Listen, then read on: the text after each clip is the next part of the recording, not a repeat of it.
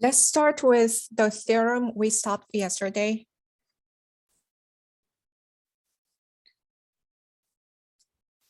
Last week, actually.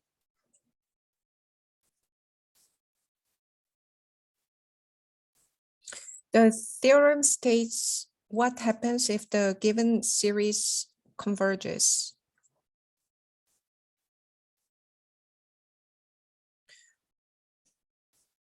When the series converges,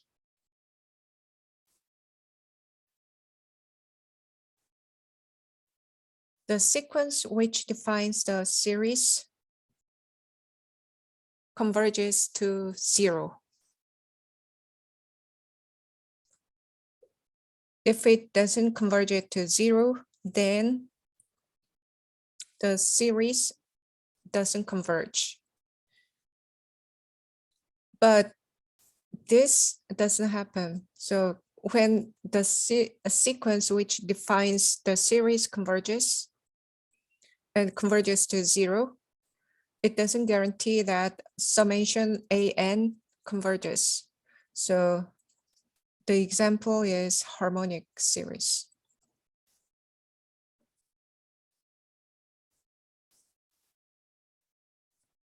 We know that the harmonic series diverges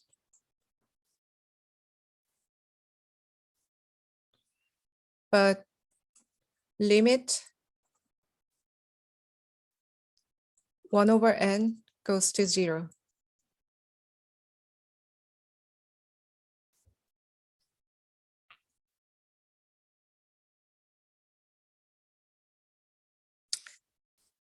Let's do the test for divergence.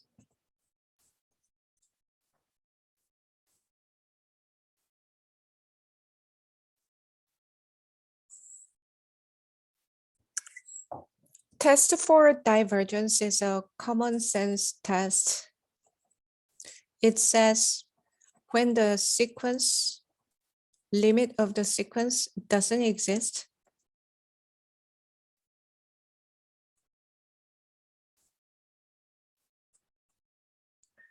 or if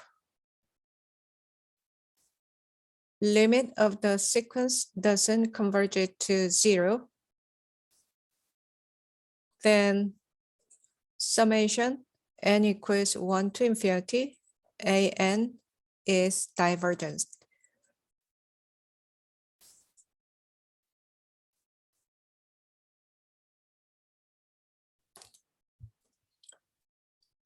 The reason it becomes so common sense is even if you add extremely small number, if that small number is added infinitely many times, then that'll diverge, right? So summation will diverge. That is test for divergence.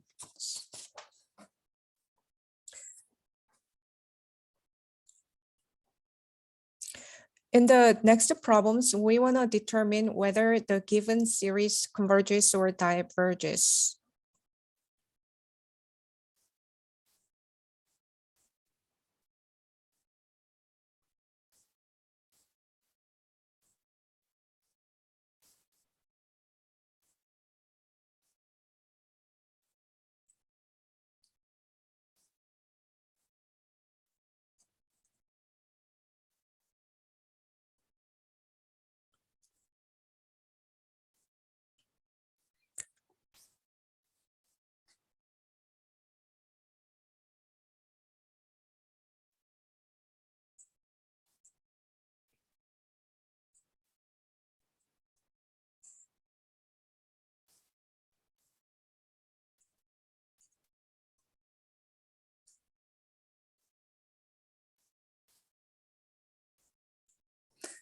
We have a series whose sequence is 5n over 2n plus 1.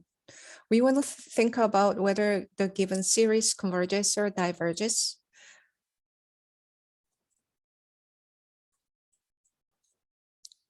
So we want to eliminate the possibility that the sequence which defines the series doesn't go to 0. So we take a limit to 5n over 2n plus 1. Then, as I said, in this case, we just think about the highest degree term in the numerator and denominator. That is 5 over 2, and that is not equal to 0. So in this case, you can use the test for divergence to say this series diverges.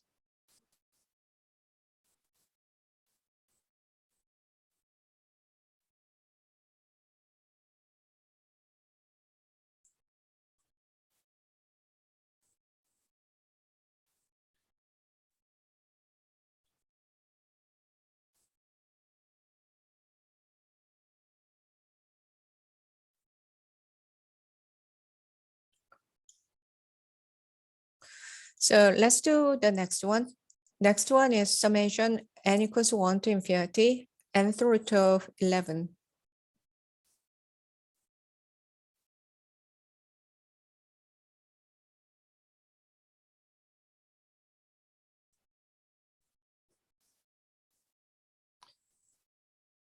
We want to use test for divergence to think about whether the given sequence approaches to 0 or diverges.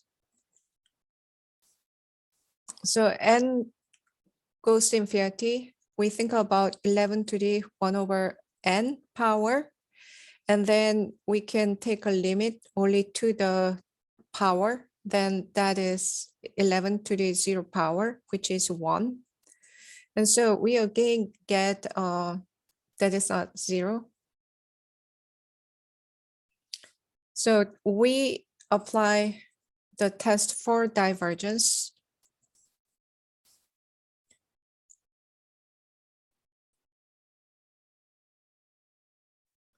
The series diverges.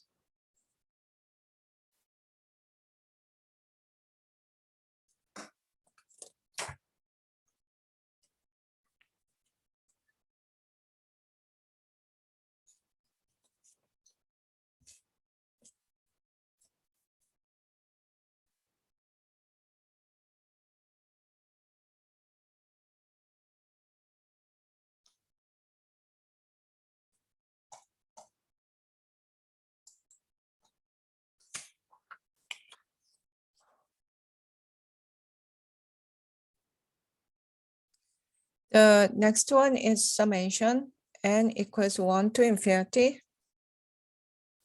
Natural log of n squared plus 4 over 3n squared plus 4.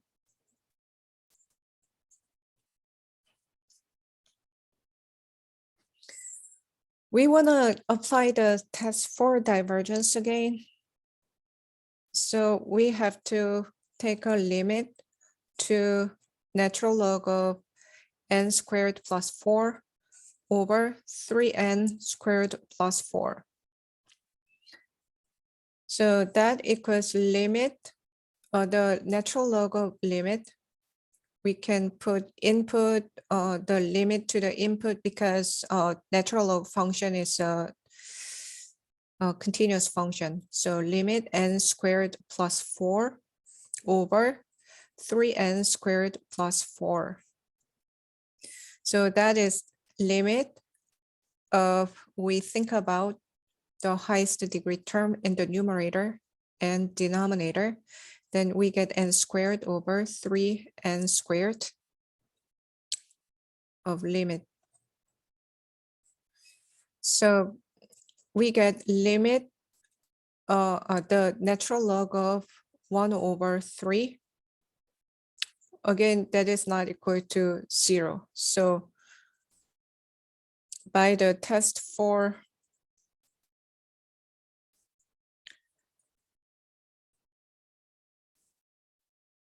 divergence, the series diverges.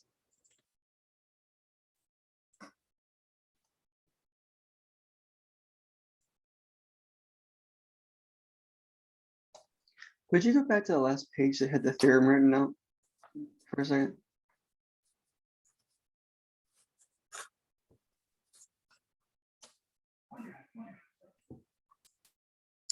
Any question?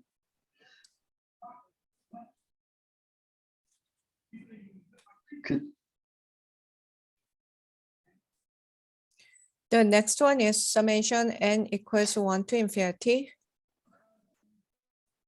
Arctangent of 3n.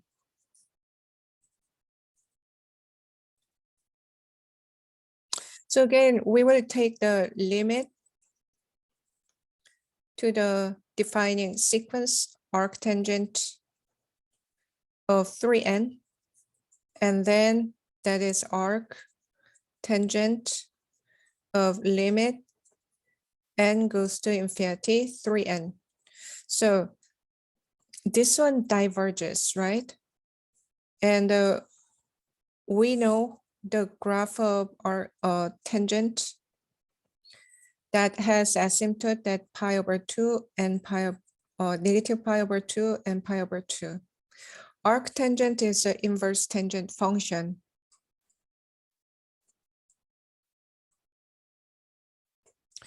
And this is y equals tangent inverse of x.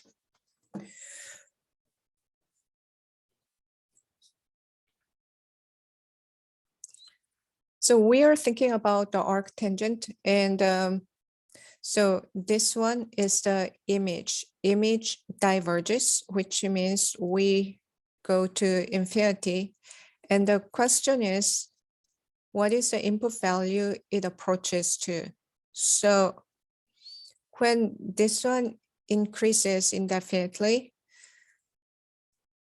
the graph will gets closer and closer to vertical asymptotes. And when we think about the changes in input, the input will get closer and closer to pi over 2. So this is pi over 2, and so that is not equal to 0. So again, by the test for divergence, the series diverges.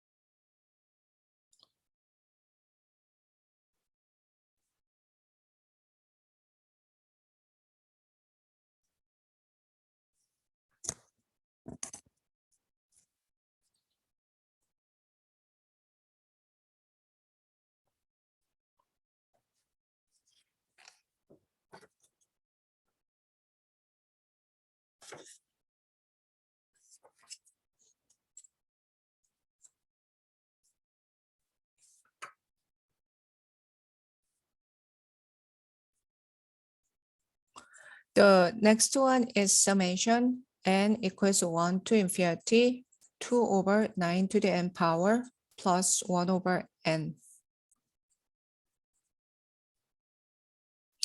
This time it is unrelated to the test for divergence. What you have to notice is a harmonic series is involved. So maybe it'll diverge. That's the key point.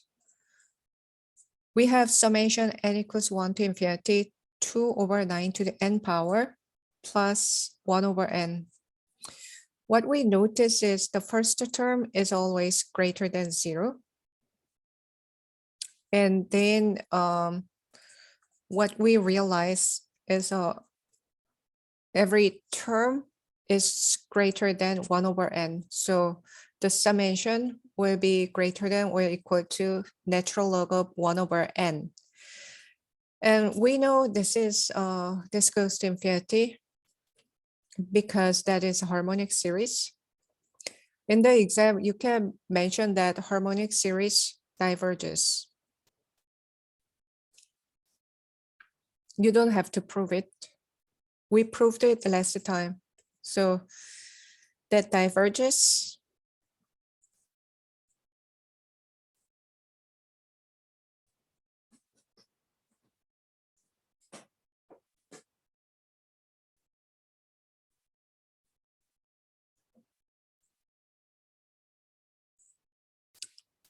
The next theorem is summation AN and summation BN. We have two series which are converges.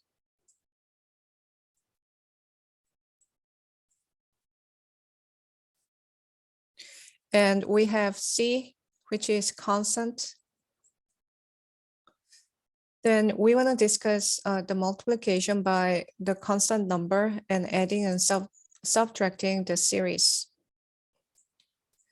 Summation n equals 1 to infinity C times AN is the same as C times summation n equals 1 to infinity AN. And the next one is summation n equals 1 to infinity AN plus or minus BN. Both series are convergent series. From the convergent series, we form a new series defined by AN plus BN by adding each term or subtracting each term. Then the theorem says we can separate those. Probably that is just a pretty natural and intuitive. So summation AN plus or minus summation BN.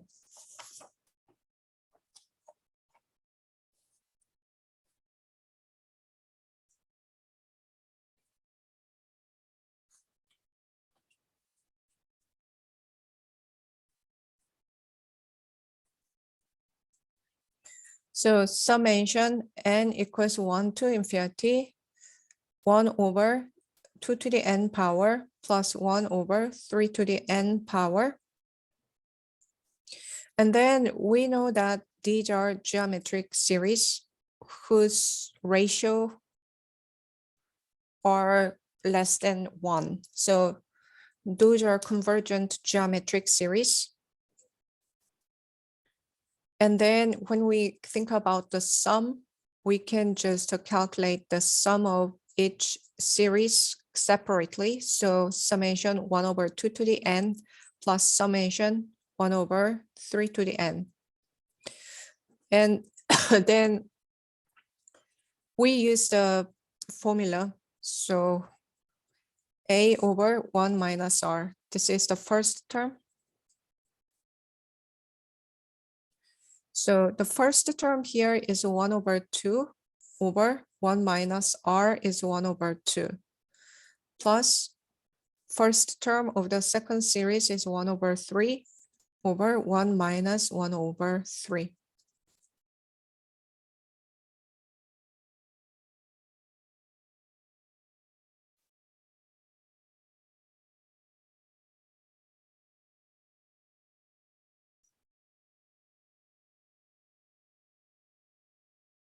So 1 over 2 is on the top and the denominator, this one is 1 over 2. So 1 over 2 and 1 minus 1/3 is 2/3. So plus 1 over 3 over 2/3. So numerator and denominator are the same. So that'll be 1 plus, for this part, we can rewrite numerator times the reciprocal of the denominator, 3 over 2. So those will cancel each other. So plus 1 over 2. So that is 2 over 2 plus 1 over 2 plus 3 over 2. That equals 3 over 2.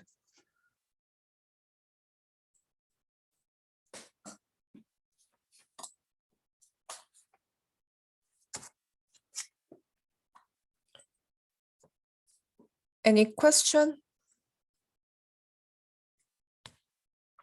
That's it for 11.2.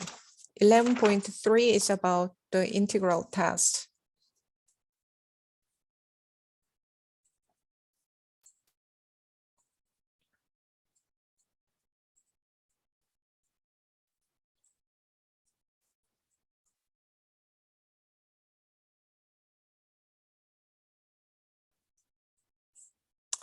We are talking about the terminology about increasing and decreasing sequence.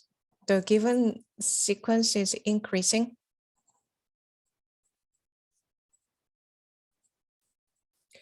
If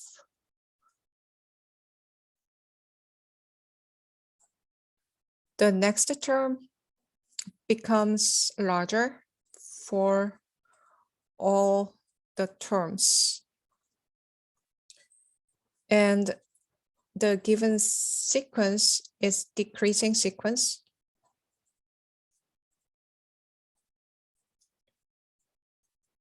if the next term becomes smaller than the previous term for all n greater than or equal to 1. So sequence is monotonic. Monotonic includes both increasing or decreasing, but it doesn't specify whether the given sequence is increasing or decreasing. So if it is either increasing or decreasing,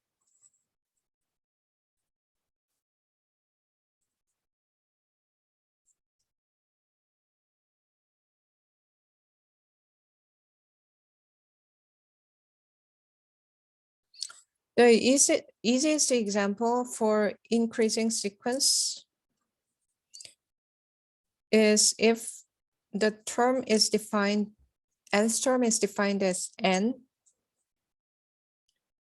then the sequence an is increasing. So when we just list the number, it goes like 1, 2, 3, 4, and the terms become larger and larger.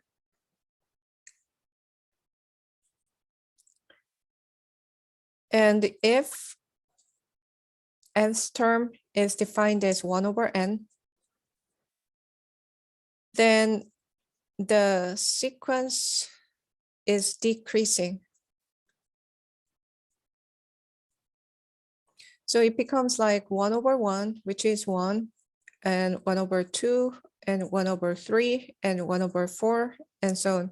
And then terms when it gets smaller and smaller, that is the decreasing sequence. And both are monotonic sequence.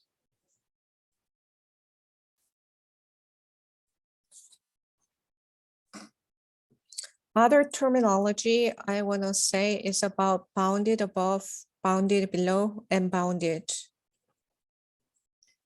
We have a sequence. AN is bounded above if there exists a number n, m, such that the sequence AN is less than or equal to m for all n greater than or equal to 1. So the easiest example may be -1, -2, -3, and -4, and so on. And then the sequence gets smaller and smaller because those are negative number, and there is a largest number here. And so the given sequence is bounded above by -1. The next one is the sequence AN is bounded below if there exists a small number m such that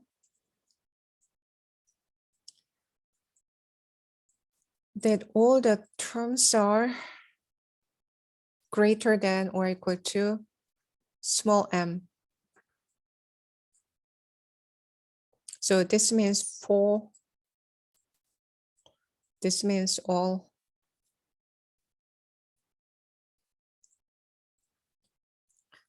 So bounded below, we can just drop negative from here and then 1, 2, 3, 4. Then this time the sequence is increasing. So this is 1. 1 is the smallest one. And the sequence is bounded below by 1.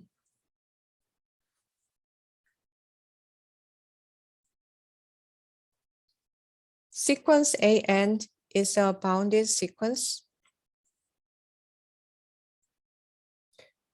if the sequence is bounded above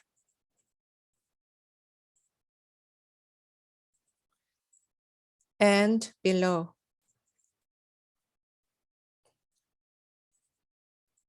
So that means 1, 1/2, 1/3, and so on. So bounded above by 1 and it goes to 0. So this is bounded below by 0.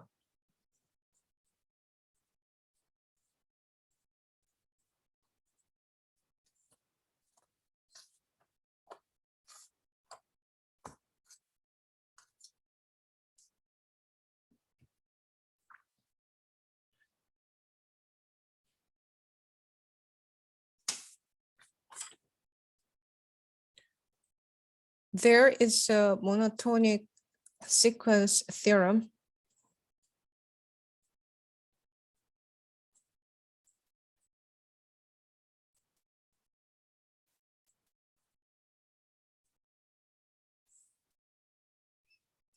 That is every bounded monotonic sequence is convergent.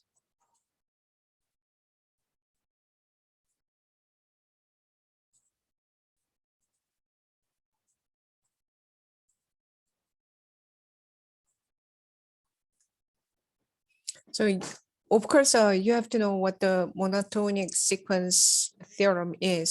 So bounded, so the sequence may be increasing or decreasing, but the sequence has upper bound or lower bound.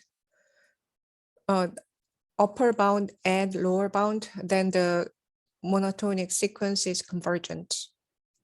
The easiest example is when the sequence is defined as 1/n. If that is defined as 1/n, then limit n goes to infinity, an, that exists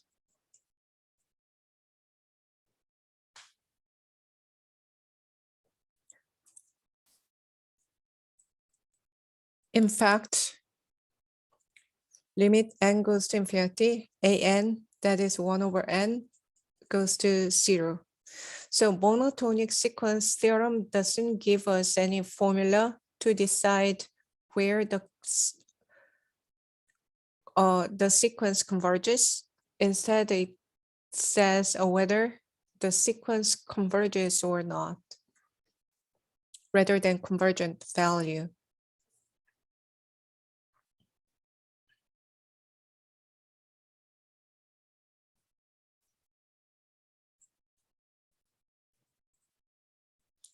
Determine whether the series converges or not.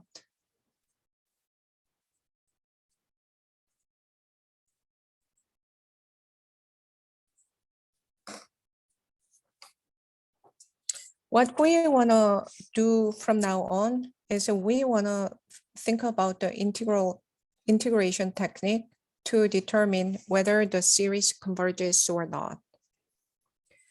The first series is n equals 1 to infinity, 1/n squared.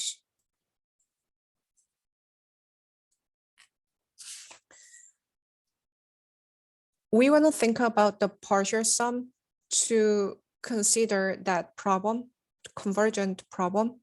So with put Sn equals I equals 1 to n 1 over I squared. And then that is 1 over 1 squared plus 1 over 2 squared plus 1 over 3 squared, and 1 over n squared. So that is an algebraic point of view, straightforward algebraic point of view, but it is more, if we interpret that as geometry, then we can reinterpret each term as the area of the rectangle. So this one is height, which comes from the function, and 1 is from width. So this one is 1 over 3 squared times 1, 1 over n squared times 1.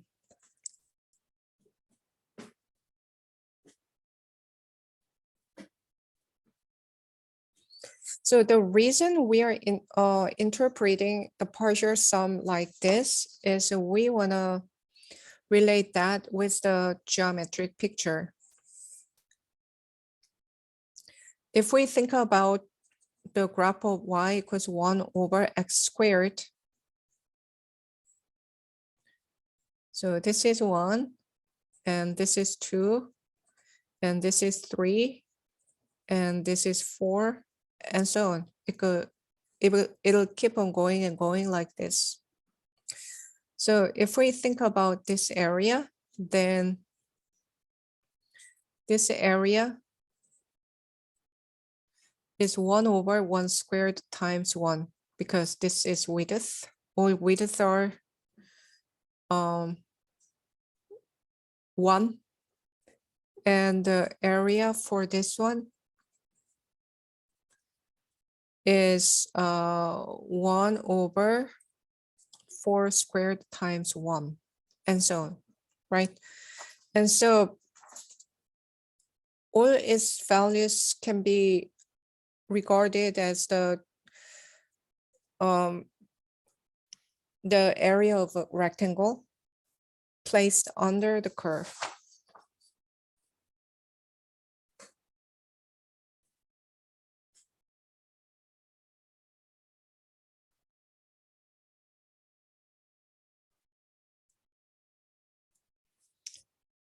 And the reason we are understanding like this is we want to think about, we want to apply a monotonic sequence theorem. What it says is every bounded, which means increasing or decreasing monotonic sequence, is convergent. So if we think about the sequence Sn, then every time we add one more term, those are positive terms. So the next one will be larger. So Sn plus 1 is always larger than Sn for all n. So Sn is a monotonic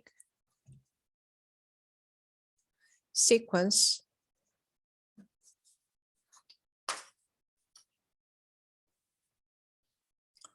indeed increasing.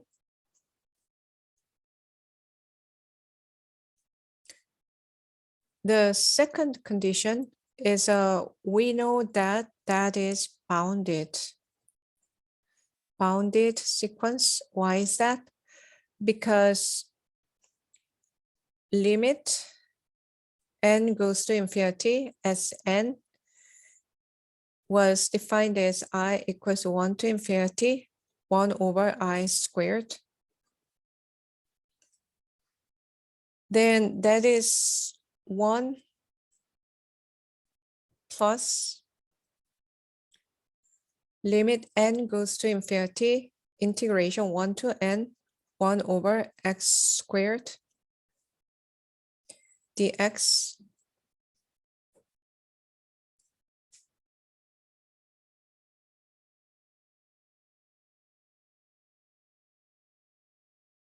Since we don't like to think about integration from 0, we just start at 1.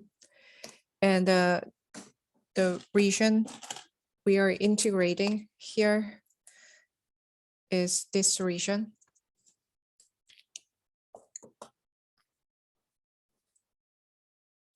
And then that is 1 plus integration 1 to infinity 1 over x squared dx.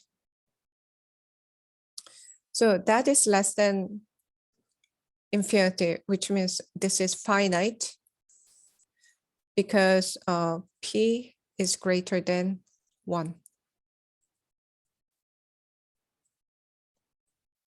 Or you can just integrate directly.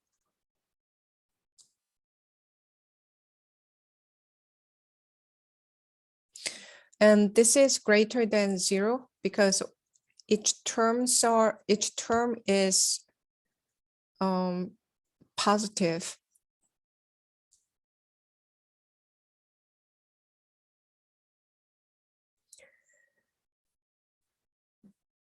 So what it turned out to be was the partial sum is increasing and bounded sequence.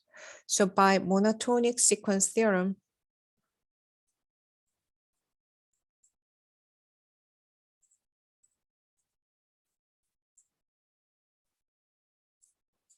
summation n equals 1 to infinity 1 over n squared converges.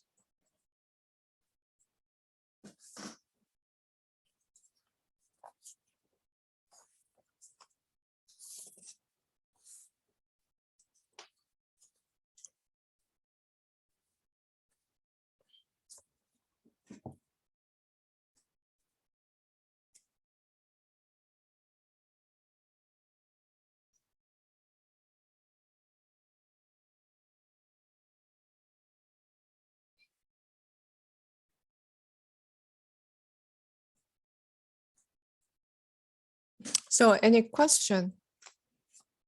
Let's do one more problem. Second question is n equals 1 to infinity 1 over square root of n.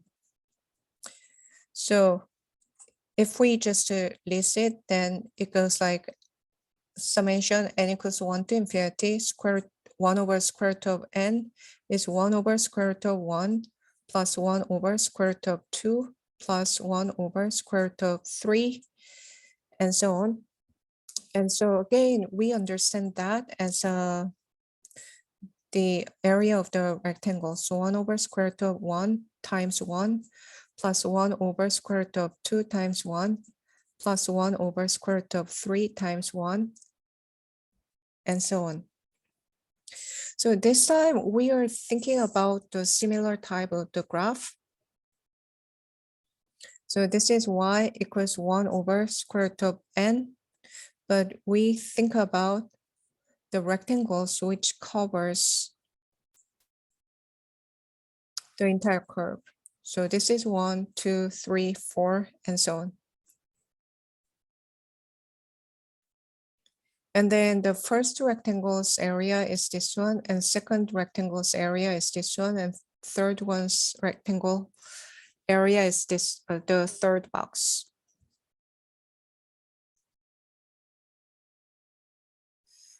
So this is the given series. And what we can think about by relating that with the integration. So we want to think about the integration under the curve. So of course, that is the integration from 1 to infinity, 1 over square root of x dx. Then by this visualization says that that is less than 1 equals summation n equals 1 to infinity 1 over square root of n.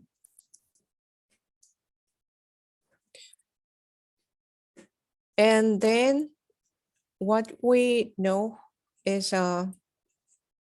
this is infinity because the p is less than 1, less than or equal to 1. So when p is less than or equal to 1, the integration diverges. You can just directly calculate it if you want. So the smaller one diverges, so the bigger one diverges also. Summation n equals 1 to infinity, 1 over square root of n diverges.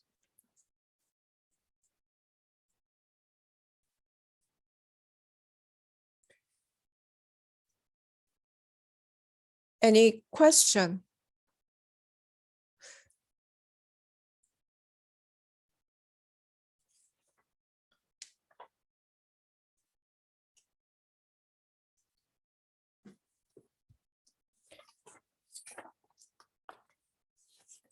So what we did today uses integration to show whether the series diverges or converges. And that those examples, what we observed from the examples can be generalized to integral test. And tomorrow we will work on integral test to decide whether the given sequence series converges or diverges. So I will talk about integral test tomorrow. The given series for which it uses integral test will be a lot more complicated, and so we will end up doing more complicated integration tomorrow. So see you tomorrow.